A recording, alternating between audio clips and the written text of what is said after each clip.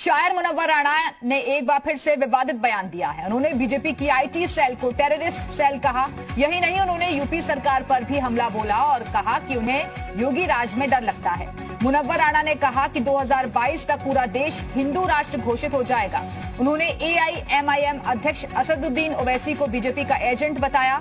Munawwar Rana France की घटना पर दिए अपने पुराने बयान पर भी कायम देखिए। उन्होंने कहा कि गर्दन काटना ठीक है, बीजेपी की आईटी सेल टेररिस्ट सेल है, ये कहा गया मुनव्वर राणा की तरफ से।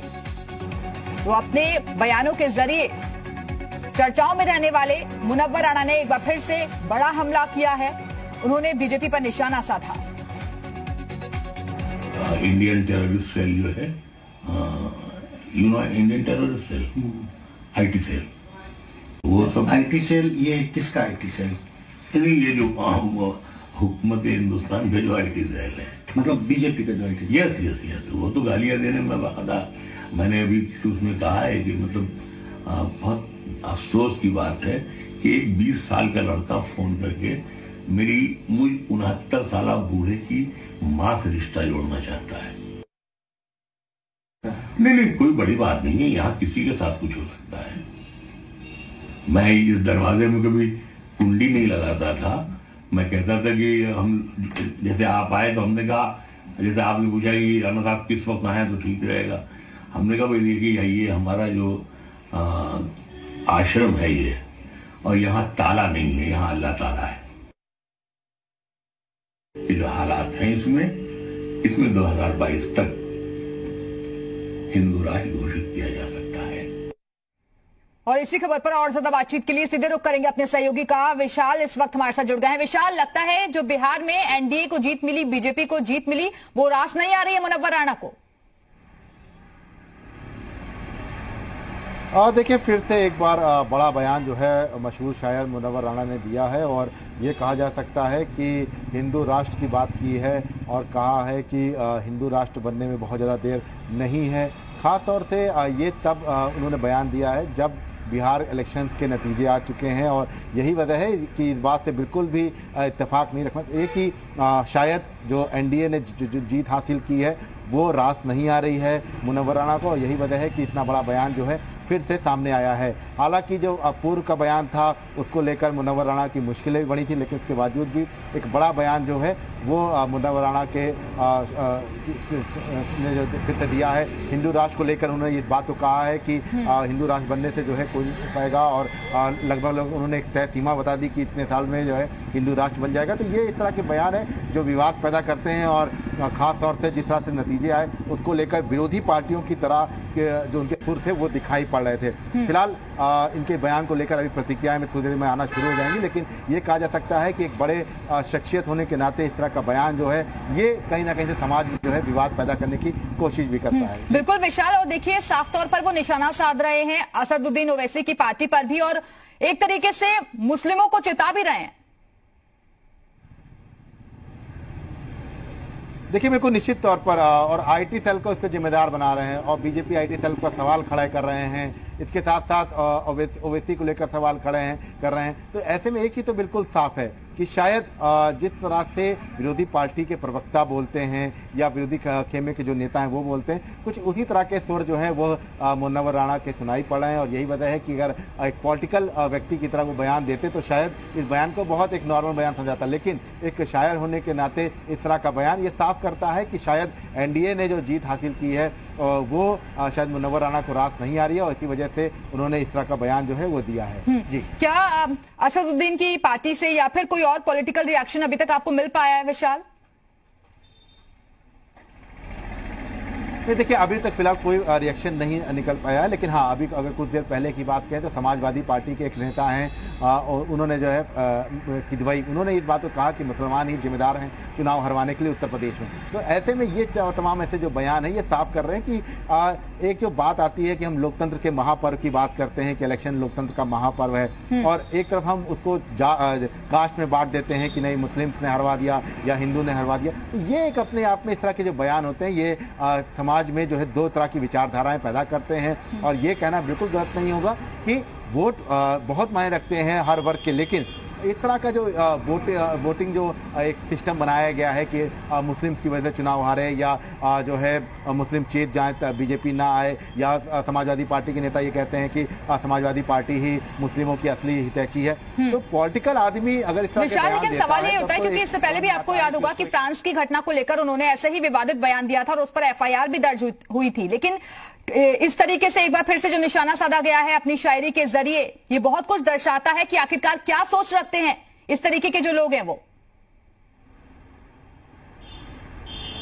देखिए, बिल्कुल निश्चित तौर पर अभी एक विवादित बयान दिया था उन्होंने, उसको लेकर सवाल भी खड़े हुए थे, एफआईआर भी हुई थी, और उसके बाद एक बड़े शख्सियत होने के नाते, एक बड़े शायर होने के नाते इस तरह का बयान कितना उचित है, वो भी तब जब आप किसी पॉलिटिकल प्लेटफॉर्म पर नहीं है।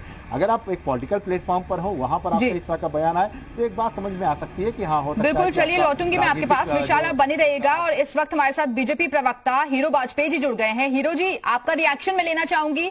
मुनव्वर राणा की तरफ से जो बयान दिया गया है, उन्होंने आईटी सेल को टेररिस्ट सेल कहा है, कह रहे हैं कि योगी राज में उन्हें डर लगता है।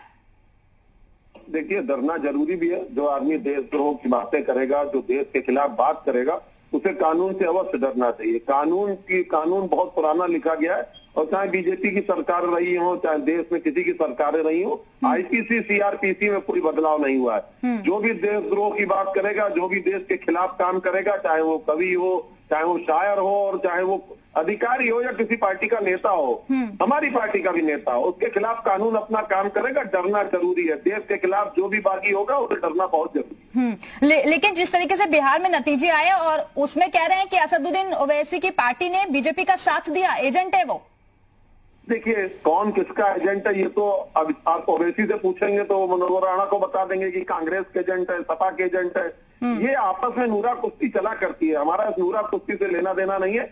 मेरा सीधा मानना है कि जो देशद्रोह की बातें करेगा, जिसको लगता है कि इस देश में रहना मुश्किल हो गया है, इस प्रदेश में रहना मुश्किल हो गया है, और उसके पीछे कारण नहीं बताएगा, केवल इस तरह की बयानबाजी कर मीडिया में सुर्खियां बटोरना, देश के खिलाफ बातें करना, देश को बदनाम करना, ऐसे लोगों के खिलाफ कानून अपनी कार्रवाई करना। लेकिन हीरो जी, आपको नहीं लगता क्योंकि भारत एक धर्मनिरपेक्ष देश है, यहाँ सभी धर्मों को एक समान माना जाता है, तो इस तरीके के बयान अगर समाज में आते हैं तो वो खाई को पाटने का नहीं बल्कि दूरियां बनाने का काम करते हैं?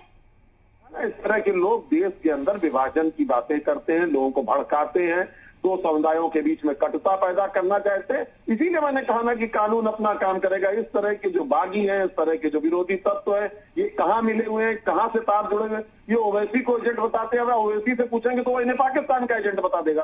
तो इसलिए ये कहाँ क्या कर रहे हैं वो तो देखिए आप सामने आएगी। जो भी जहां पर इनकी लाइन जुड़ी होगी, जहां से इनको ये बयान देने के लिए कहा जा रहा होगा, मुझे लगता है ये लखनऊ में आराम से रहते हैं। हिंदू मुसलमान सिख ईसाई सब इनके जो ये बोलते हैं उसके कायल रहे हैं। लेकिन अगर अब इस तरह की बात ये करेंगे देश के खिलाफ, प्रदेश के खिलाफ, तो सोचना पड़ेगा लोगों को भी कि ये शायर हैं या बागी तत्वों के साथ मिले हुए। बिल्कुल हीरो जी, आप बने रहिएगा हमारे साथ। और इस वक्त उमाशंकर पांडे जी भी कांग्रेस प्रवक्ता हमारे साथ जुड़ गए हैं। उमाशंकर जी, आप क्या समर्थन करते हैं उस बात का जो कि मुनव्वर राणा कह रहे हैं कि 2022 तक हिंदू राष्ट्र बन जाएगा? देखिए, भारतीय जनता पार्टी के इरादे बिल्कुल नेक नहीं है। जिस तरीके की स्थिति इस समय उत्तर प्रदेश और देश में चल रही है, वो निश्चित रूप से देश को एक ऐसे रास्ते पर ले जा रहे हैं जो धार्मिक आधार पर ध्रुवीकरण की कोशिश हो रही है। और मुझे लगता है ये भारत का जो इतना प्यारा सा संविधान है, गंगा जमुनी तहजीब वाला संविधान है, जो हिंदू मुस्लिम सिख ईसाई बौद्ध जैन सबके एकजुटता वाला जो संविधान है, उसको तोड़ने का जो काम भारतीय जनता पार्टी कर रही है, उससे निश्चित रूप से माइनॉरिटी में इनसिक्योरिटी की भावना है। प्रधानमंत्री जी सबका साथ सबका विकास और सबके विश्वास की बात तो करते हैं, लेकिन योगी जी से जब बात की जाती है तो वो सबके विश्वास की बात नहीं करते हैं। यानी कि भारतीय जनता पार्टी स्वयं में ही कंफ्यूज है कि सबके विश्वास की बात करनी है या नहीं करनी है। और जब वो सबके विश्वास की बात योगी जी नहीं करते हैं, उनके जो बयान हैं वो सबके विश्वास से हटकर कहीं और नजर आने लगते हैं। आप तो सीधे बीजेपी पर आ गए ना। मेरा सवाल तो मुनव्वर राणा को लेकर था आपसे, उमाशंकर पांडे जी, मेरा सवाल तो मुनव्वर राणा जी को लेकर था आपसे। आप तो सीधे सीधे अटैक कर रहे हैं बीजेपी पर। मैं वही तो कह रहा हूँ कि अगर प्रधानमंत्री जी सबके विश्वास की बात करते हैं तो वो धरातल पर दिखना चाहिए, लेकिन योगी जी सबके विश्वास की बात नहीं करते हैं। योगी जी के बयान आप देख लीजिए, वो क्या क्या कहते हैं। हीरो जी जवाब दीजिए। योगी जी तो सबके विश्वास की बात नहीं कर रहे कांग्रेस हैं। के प्रवक्ता मुनव्वर राणा पे कुछ नहीं बोल सकते। ये वोट बैंक की पॉलिटिक्स है, तीनों पार्टियां लड़ती हैं कि इस वोट बैंक पे हमें कब्जा करना है। वो कितनी राष्ट्र विरोधी बातें कहें, इनके मुंह से एक सवाल नहीं निकल सकता। ये यही कहेंगे कि योगी जी ऐसा कहते। देखिए, कोई भी व्यक्ति संविधान से ऊपर नहीं है, चाहे भारतीय जनता पार्टी का प्रधानमंत्री हो, मुख्यमंत्री हो। संविधान ने जो अधिकार दिए हैं तो दायित्व भी दिए हैं।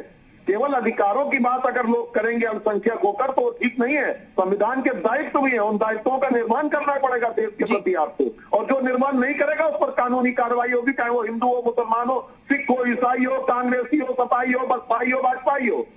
जाहिर तौर पर इस तरीके के बयान बर्दाश्त नहीं किए जाएंगे और कम से कम एक सोच रखनी चाहिए, क्योंकि ये भारत देश है और यहाँ पर सभी धर्मों को एक समान माना जाता है। बहुत बहुत शुक्रिया आप दोनों का हमारे से जुड़ने के लिए।